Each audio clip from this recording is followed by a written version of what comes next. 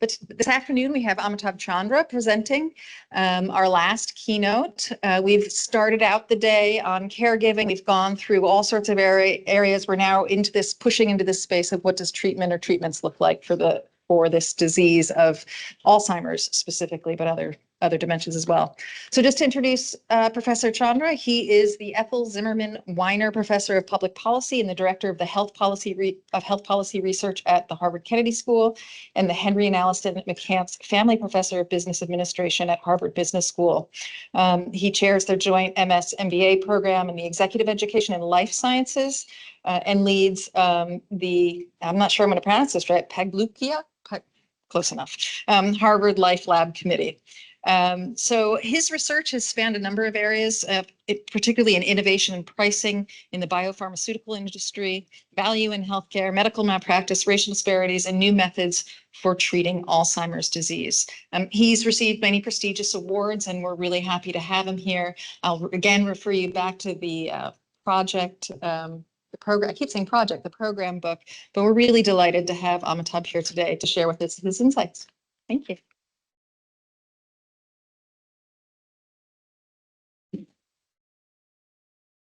This is a tough thing to do because I think I stand between you and the party and alcohol and dinner and whatnot. So this is going to be tough. So what I decided to do was to just give you a very high level talk on how an economist who is interested in the economics of science thinks about the various opportunities and barriers that we face in bringing a transformational treatment or intervention forward for Alzheimer's. So it's different than thinking about long-term care, which, just to be clear, is the single most important thing for all of us to be doing and will be the single most important thing for us to be doing for decades, despite the cost, because there isn't a transformational medicine.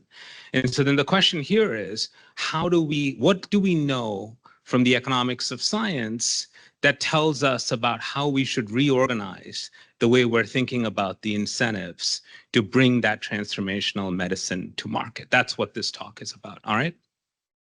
I'm here for two reasons. The first reason is that 26 years ago, I was a summer intern at Rand, and my boss was a guy I'd never heard of. His name was Jay Bhattacharya. And 26 years ago, walking on that beach in Santa Monica, he told me to stop studying public finance and labor economics, which is what I was doing. And he said, you need to be a health economist. And I'm like, I don't even know what health economics is. And he was like, you just, it's not that hard, first of all. And so it's a lot easier than public finance and labor economics, but it's incredibly consequential and relevant. So I took some advice from Jay. So that's one reason I'm here. The other reason I'm here is when COVID struck in March of 2020, John Phillipson and Jim Perturber said to me, Karina Mamartz and Courtney Coyle, you should write an essay on the economics of Alzheimer's. So basically, what does the discipline of economics have to say about Alzheimer's? And how is it separate than the economics of cancer or the economics of gerontology or the economics of aging? What is unique about the economics of Alzheimer's? And so we wrote that essay. It's in the Journal of Economic Literature. And so this afternoon, I'm not going to present that entire paper, but I'll focus on this piece about medicines. All right, so if you think about what do we have to do to get this new medicine to market, here's sort of one very simple way of thinking about this. Here's what we want. Right, we would like a medicine, or some people would want a medicine that removes the amyloid proteins or the tau. Other people would say, we're not even sure this is the right target, right? Like that is kind of where people are focused. Maybe they're right, maybe they're wrong, maybe there's lots of other targets. So first problem, what are the targets that we should be pursuing? Second, it's not just Alzheimer's, right? There's a lot of other related dementia for which we might need different drugs. So we don't want to kind of lump them all into Alzheimer's. Third, you're not going to make a lot of progress clinically without a very, very precise measure of who actually has Alzheimer's, as opposed to something where there's a lot of type 1 and type 2 errors. Ideally, this precise measure would be quite early because in general, it's easier to act earlier than later. And then the other thing we need is we need a validated biomarker that tells us how the disease is progressing. We're not going to be able to autopsy the brains of people who are living with Alzheimer's, right? And so this is where the economics of science comes in. So let's look at a best case scenario for how this might work out. This is a completely different drug for a completely different treatment. This is sickle cell and beta thalassemia. You know, it's basically caused by mutations in the beta globulin gene. It's not as large a medical condition as Alzheimer's, but it's still pretty big. About, 300,000 babies a year are born with the sickle cell defect, and about 60,000 with the beta thalassemia defect. It does have high morbidity and mortality, heavy burden of patient care. All right. How did we take on this disease? This is our best case. So I'm doing the HBS thing. We're starting with the place where we just nailed it. So how did we nail it, right? And if we can learn how we nailed it here, we can start to figure out what we have to do for Alzheimer's. So this journey of a treatment for sickle cell starts in 1948 in Caltech, where none other than Pauling himself, probably the greatest chemist, right, of the past, 150 years, Pauling himself decides to study beta thalassemia and sickle cell and discovers that the sickle hemoglobin has an altered chemical structure. He's a chemist, he notices that. At the same time, same year, Janet Watson discovers that fetal hemoglobin, the people who have sickle cell later on in life did not have sickle cell when they were born. That's the result that she discovers. Why is that important? There's something about fetal hemoglobin that doesn't sickle the cell. There's something that happens to this perfectly fine cell. What is that? Well, in 1956, so just look at the timeline here, Vernon Ingram from the University of Cambridge, these papers are all published in Cell Science and Nature. Literally 3 journals cover all of these papers, discovers that there's a single amino acid difference between the normal and sickle hemoglobin.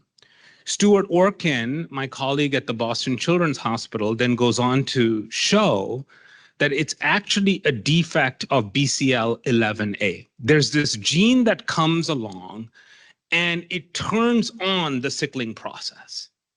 Now that is 2008. So you have these articles by Stu saying, if only we could turn this gene off, if only we could replace this defective gene with a good copy of the gene.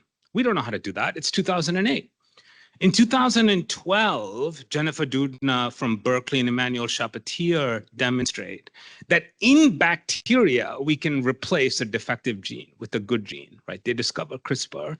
Feng Zhang from the MIT and Harvard Broad Institute discovers how to extend that technology into human beings. The company CRISPR Therapeutics, along with Vertex, starts clinical trials in 2018 for a cure for sickle cell. Not a treatment. This is a cure, meaning if you have sickle cell and you get the medicine Casgevy, you will be cured, right? And Casgevy is approved in 2024. But this is the best case scenario, and it took us 70 years. Right. And this is the sort of where we would like to be with Alzheimer's. We don't want to be having a conversation where a bunch of economists are saying, well, gee, this thing is $500 billion a year and it's about to become $800 billion. That's not a good place to be because that's just a public finance conversation. That just misses the burden of the disease. I mean, the real cost is the fact that you're living with Alzheimer's and you have all these caregivers taking care of you and suffering through the Alzheimer's with you, right? That's not in the 500 billion number. So this is where we'd like to be. So relative to this, how are we really organized, right? We're not organized particularly well. Like if you ask most people, where do great scientific discoveries come from? And you actually look at where great scientific discoveries come from, a lot of them come from serendipity. So this is Fleming. He goes home, it's a long weekend, he leaves his windows open, he comes back on Monday morning, and in the Petri dish is penicillin. Complete serendipity. Like he wasn't trying to find penicillin, right? But he found penicillin purely by chance. This is a lousy recipe for a condition as big and as problematic as Alzheimer's. We can't rely on chance. We have to be incredibly purposeful about incentives, the workforce, the investments in basic science, and not rely on the Fleming model. Okay, so I think we want to think about how can we make the discovery process more purposeful. The second thing that this case study illustrates is it illustrates how things ought to be, not really how they are. Like if you think about a lot of great medical interventions, they didn't come about because of 70 years of basic science becoming biopharma drugs. That's what we would like to claim. But as Jay said this morning, and he's right, I don't think that that actually works out. If you look at the obesity drugs, which everybody, you know, at least from a sales point of view, they're fantastic drugs. We got them from the spit of a Gila monster, you know. Why were we? Because we were just kind of screwing around with different, you know, things, and we were like, this hits, works in diabetes, let's turbocharge it. Oh, look, weight loss. Again, not really a story of basic science coming out of the great academic labs becoming a great drug. It was a bunch of scientists at Novo Nordisk tinkering with the Gila monster. If you look at another medical intervention like IVF, right, just the fertility thing, what is that? It's a bunch of like, not even like doctors or like engineers who are not thinking about developmental biology or anything like that. They're just tinkering in labs and they've created a great technology, right? We want the Casgevy case study to be the norm, not the exception. So what I'm going to try to do is highlight for you what are the kinds of things that we have to think about. And I think the reason we want to think about this purposefully is there's a great economics paper by my colleague Kyle Myers. Kyle Myers talks a lot about the elasticity of science. The elasticity of science refers to this idea. It's a very simple idea. It's an elasticity, right? So you're all economists. How much extra knowledge do I get if I expand grants to study something? And the answer is not much. That's just a fact. That's what he estimates, right? And if you look at the COVID pandemic, you see a great example of this. About like, if you look at the top 1% of labs in the world in March of 2020, about 10% of that 1% of labs were studying coronaviruses, right? When COVID started. What did the NIH do? They said all this money for NIH, for research on coronaviruses, finding drugs, finding cures. You look after COVID, the answer is still 10% of 1% of labs are studying coronaviruses. So basically, it takes a ton of money to get people to change what they're studying. Kyle, because he is an economist, quantifies it. To get someone to change their research program by about 30%, that's like basically saying, take an immunologist and get them to study like coronaviruses and how the so it's still immunology, but you're now studying it in the context of coronaviruses or maybe in the context of cancer. You basically have to promise them between $4 to $6 million to make that little change. It's a lot of money. Those are the kinds of questions and those are the kinds of answers that we desperately need, because it's not enough to say we need more people doing Alzheimer's. We have to be very purposeful about the amount of money that we're going to need to get people to switch into Alzheimer's. All right, so let me just say, one last thing on this to echo some of Jay's comments from this morning. Look, at the end of the day, Jay didn't put up a chart, but I think what Jay had in mind was something like this. In the highly developed countries, they are at the bottom. If you look at the DALY burden, these are the disability adjusted life years that we're losing to every disease, cancer, Alzheimer's, sickle cell. Right, you look at the progress of that line. Sure, there's been progress, but it's actually quite small. If we wanted to reduce the DALY burden by 50%, right, we're waiting like almost 100 years for that. That's, I think, the issue before us as economists is that what do we need to do to make the scientific enterprise more productive? Now, when you look at that graph, you say, hey, where did that progress come from? A ton of that progress came from cancer. So we say, whoa, it was all those great cancer drugs. No, it turns out the cancer progress wasn't the cancer drugs. It was that we stopped smoking. right? So the single biggest intervention to reduce cancer landed up being not smoking, which is like so cheap to discover, very difficult to implement. There's very few incentives to make this type of discovery. And I think similar things are true in the Alzheimer's space, where we don't just want great medicines for Alzheimer's.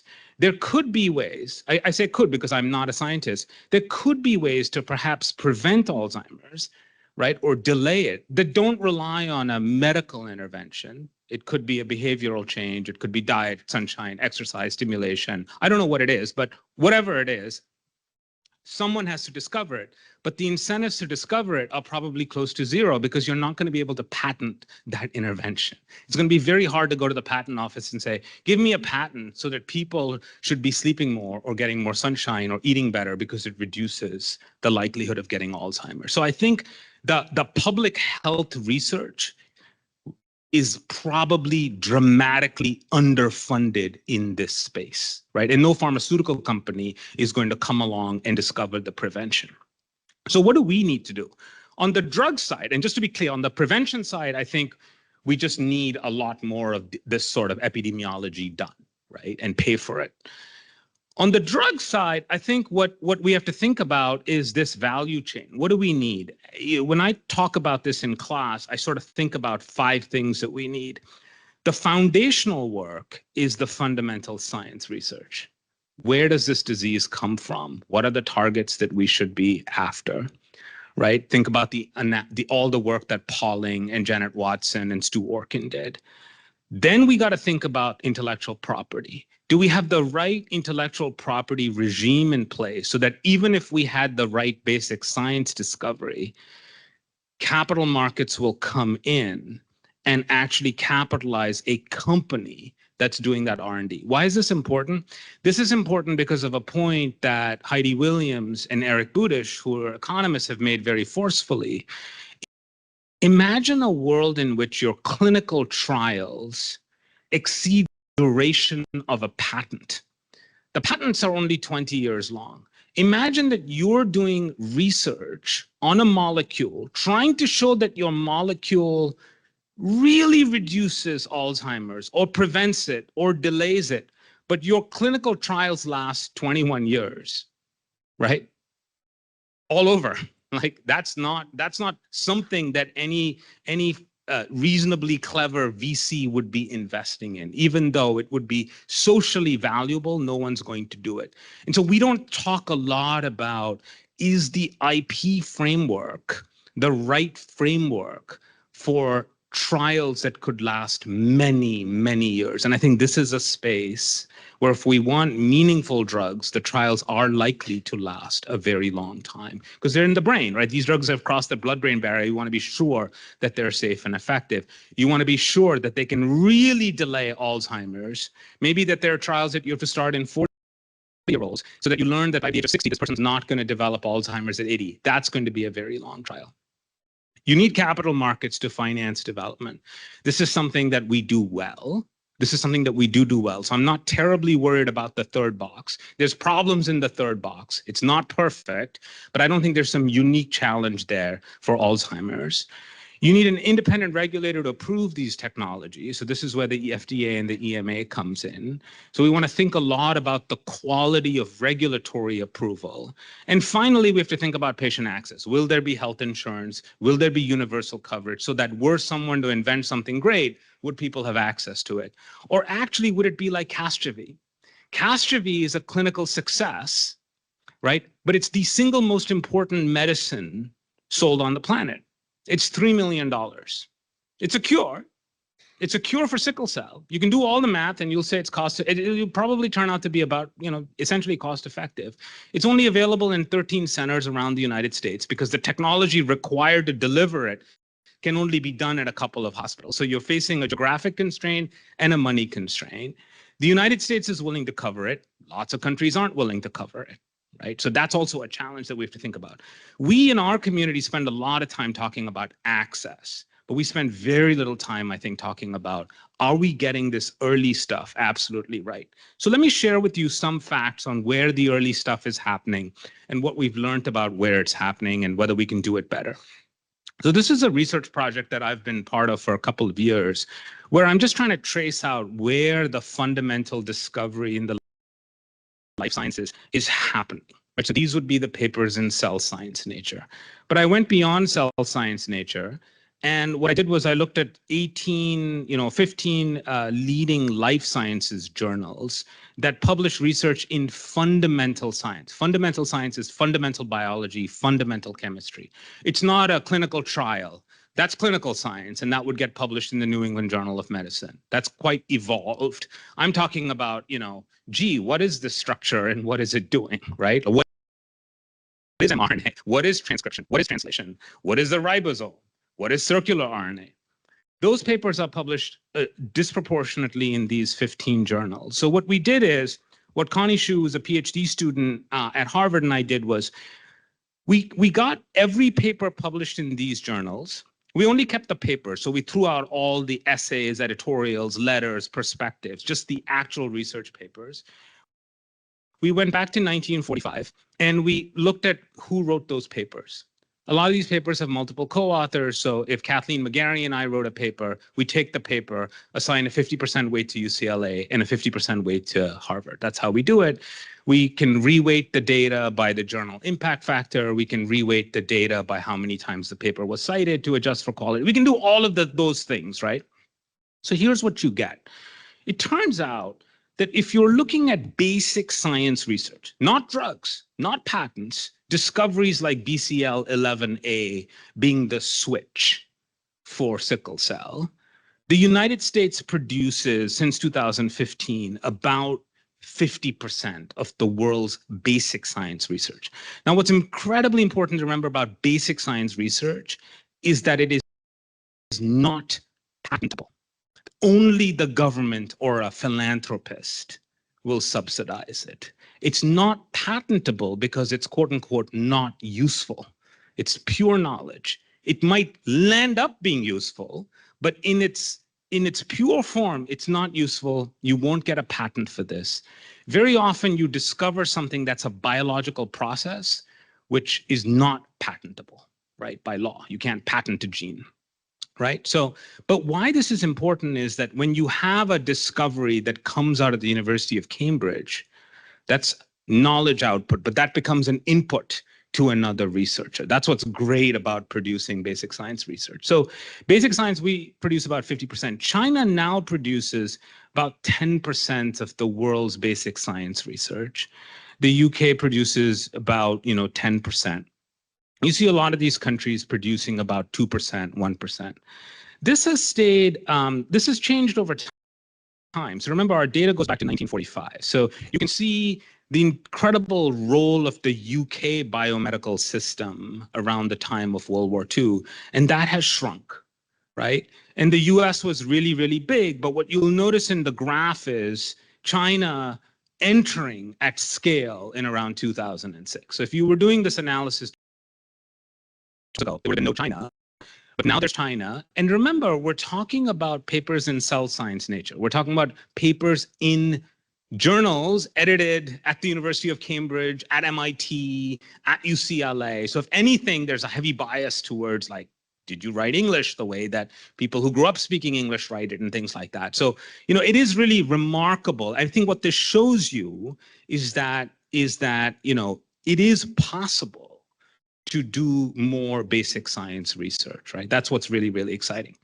Now, what you can also do is you can also cut the data not by country, but you can cut it by where it's happening. So Boston, where I live, produces about 10% of the world's basic science research. That's what that 9.94% is. And the second largest cluster is the Bay Area, which produces like another 8%. New York, that metro area, produces like another 7%. Beijing produces about 4%. So remember, a lot of those countries were producing like 2%, but you have single cities that can produce, they're producing 5 times that. Why is this important? First of all, from a US industrial policy point of view, 25% of the world's foundational basic science is produced in 3 American cities. So if we start to do weird things like shut down the money to those 3 cities and things like that, that is going to have incredible consequences to the medicines that we want. And just to be clear, this is not a system that I think is working perfectly to start with, right? The second is like, there are other great cities that produces research. These are the leading 20 cities, right? So these are the crucibles of innovation.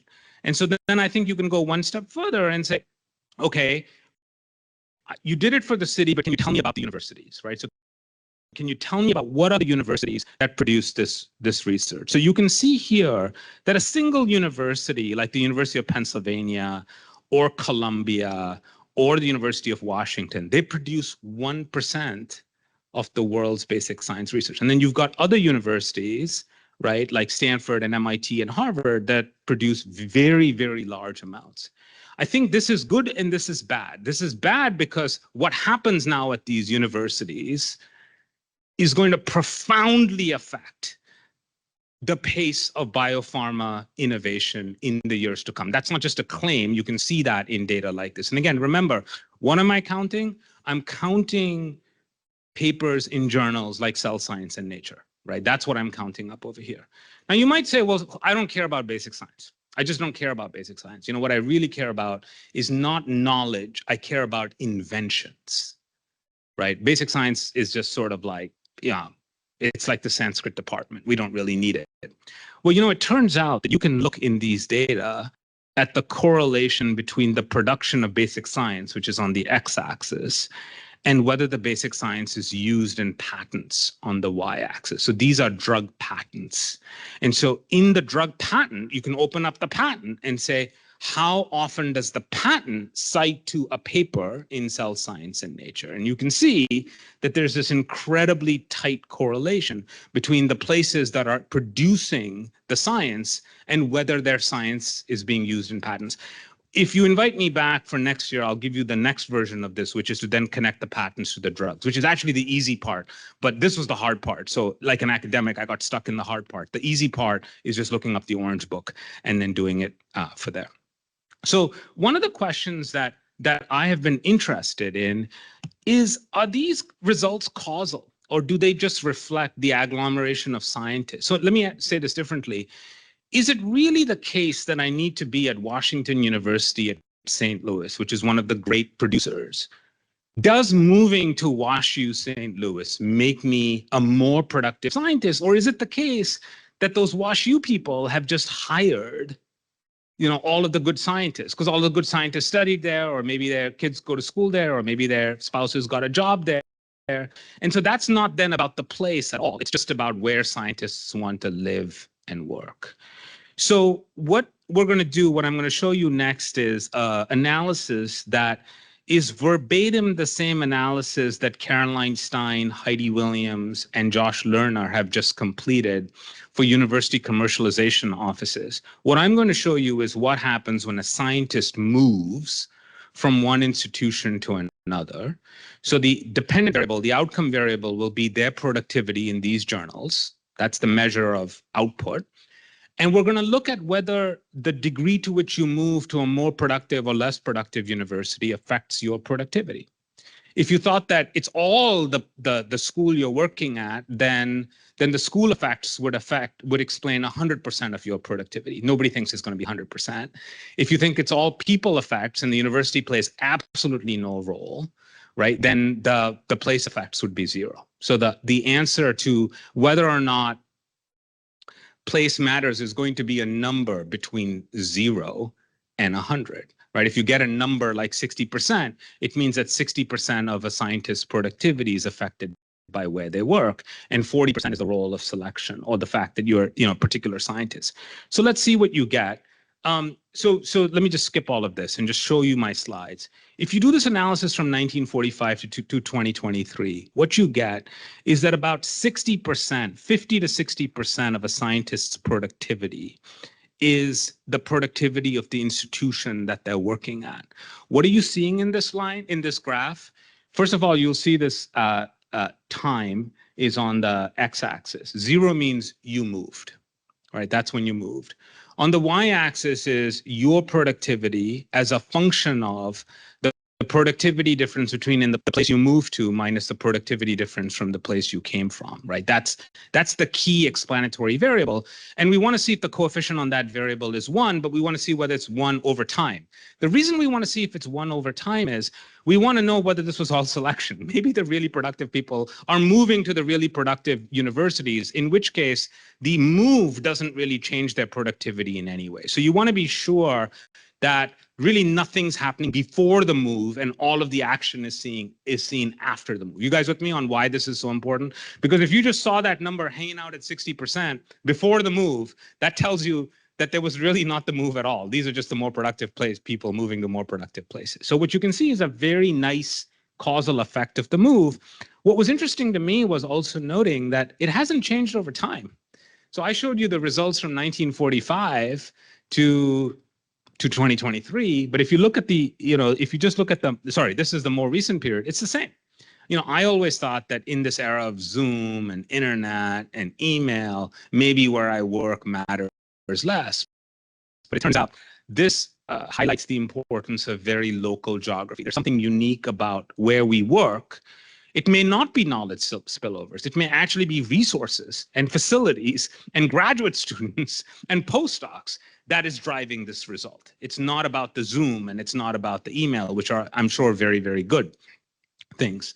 The other thing that you see is that about 2/3 of this effect is the presence of star researchers, which takes a hypothesis from my colleague, my friend, Pierre Azoulay at MIT, who has this hypothesis that star researchers really raise the quality of everybody around them. And if you contrast the panel on the right to the panel on the left, what the panel on the right is telling you is that it's really the presence of a star researcher, someone who's in the 95th percentile of individual productivity, that raises the productivity of everybody else. What I'm not showing you here is when a star researcher leaves, the productivity of her co-authors falls. So you can actually see this directly. All right, so what are we left with at the end of the day?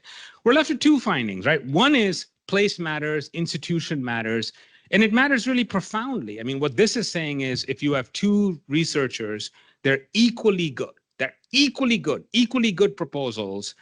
And, the difference in their institutional productivity is 20%. Well, you might want to give your money to the person who is at the more productive institution, because about 50% of that is actually causal. They will produce more. So in an era of declining NIH budgets, I think the takeaway from this is these ideas that are very well intentioned of sort of spreading the money around.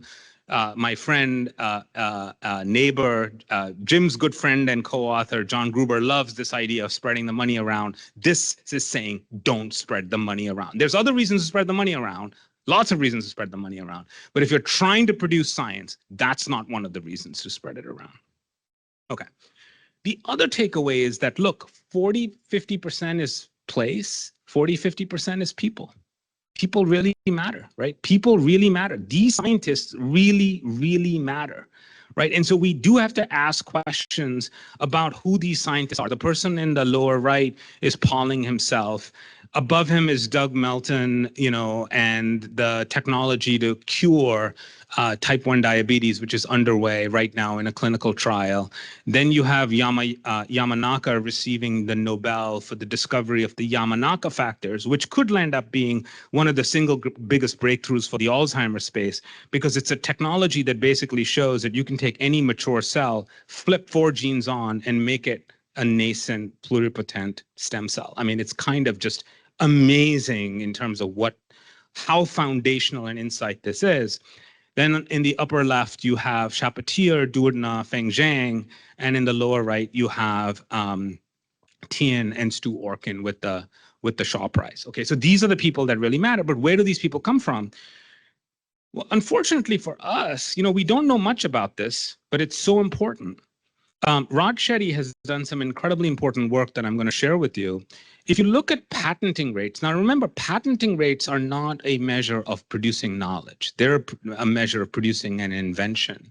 And you just look at the relationship between household income percentile on the x-axis and the number of inventors per 1,000 children on the y-axis. Here's what you get. The patent rate for people with below median parent income is less than 1 per 1,000. If you're in the top 1% of parental income, it's about 8 per 1,000. Now, we don't think that talent is distributed in this way. So this is something about access and networks and mentoring that matter so much. And they matter so much for that Alzheimer's drug that we're chasing.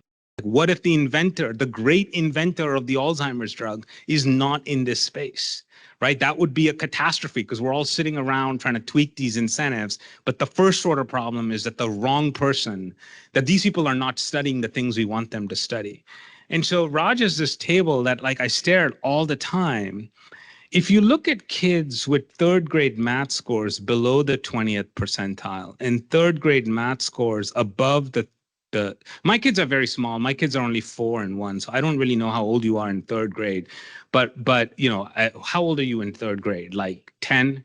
No, 8. Okay, so I can't wait. But there's this fact that just blows my mind that the inventor rate for kids who come from kind of high income families, but whose kids scored below the 20th percentile of third grade math is the same as the patenting rate for kids who come with math scores above the 95th percentile, but they come from much poorer family backgrounds, right? So we have a first order problem. We always talk about problems in the workforce. And when we do that, we're talking about us. The problems are 10 years, 20 years before that. And I think if we want to be serious about biopharma innovation, we have to think about how we address these kinds of inequities in the world. So I don't know how much time I have.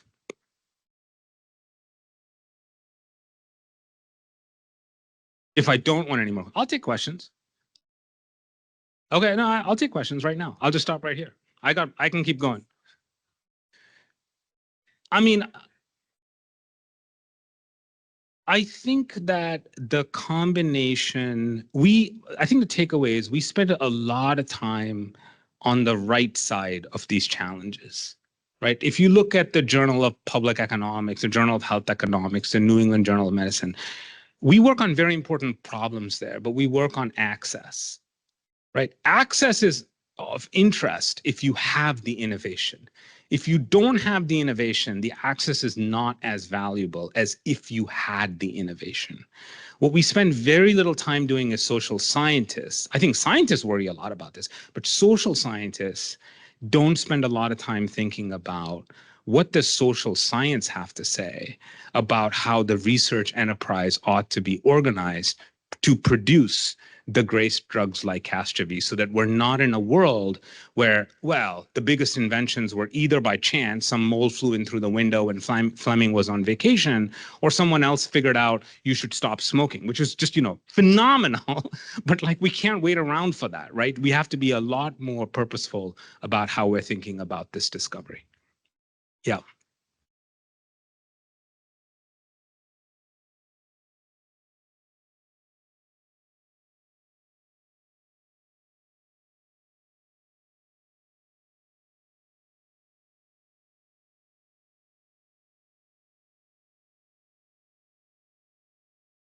I think we've met before, Dick. Dick McGarry, the NBER. My question is, it feels like you framed the challenge, but I didn't really hear the answer. What do you want us to do? Well, I think one of the things we don't know the answer to is the following. We want transformational basic science research done for Alzheimer's. There's a set number of people who do it. We need to get more people to do it. Not just say we need more people to do it, but we have to figure out what incentives scientists in academic labs need to switch from what they're doing to a disease like Alzheimer's. That's something we could quantify. And I think that would be very valuable to the NIH. Because what we might learn is, look, for early stage scientists, there should be lots of grants that are 200,000, 300,000. But if you want, world class, if you need Jennifer Doudna to switch her attention to Alzheimer's, which I think we would like her to, we would like her to switch her attention to Alzheimer's, it might be substantially more money, right? And I think we could quantify those kinds of things. Another thing is we should be thinking about exclusivity. So that was my next, I only finished one pasture. I didn't finish the other 4, but I'll send you my slides. Exclusivity and patents, like we're not going to change the patent. Right? Patents we inherited from nations. The first Congress in 1790 decided that the patents would be 20 years long. We're not going to go back and relitigate patents. So what can we do? We have the FDA. The FDA has over time been allowed to confer novel types of exclusivity to companies. So for orphan drugs, for example, orphan drugs are protected from generic competition for 7 years. Other drugs are protected for 5. You could easily imagine a world in which the FDA is allowed to say something like, for a transformational drug for Alzheimer's, which meets the following criteria, the company who manufactures that first drug gets 10 years of exclusivity. Companies like exclusivity more than patents because patents can be challenged in court, but exclusivity cannot. It's even more powerful than patents. Now, some economist somewhere needs to tell us what that number is, right? How do we currently do policy? How did we come up with the 7 years for orphan drugs? Well, it turns out that like the Narcolepsy Foundation figured out that like there were 200,000 narcoleptics a year in the United States. So when we were writing the ODA, they made sure that the cutoff was 200,000. This is like a terrible way to do pharmaceutical policy, right? Like we should be tying the exclusivity to a combination of how hard the research is and how valuable the research is, which is something that we are uniquely situated to quantify. So those are 2 concrete takeaways.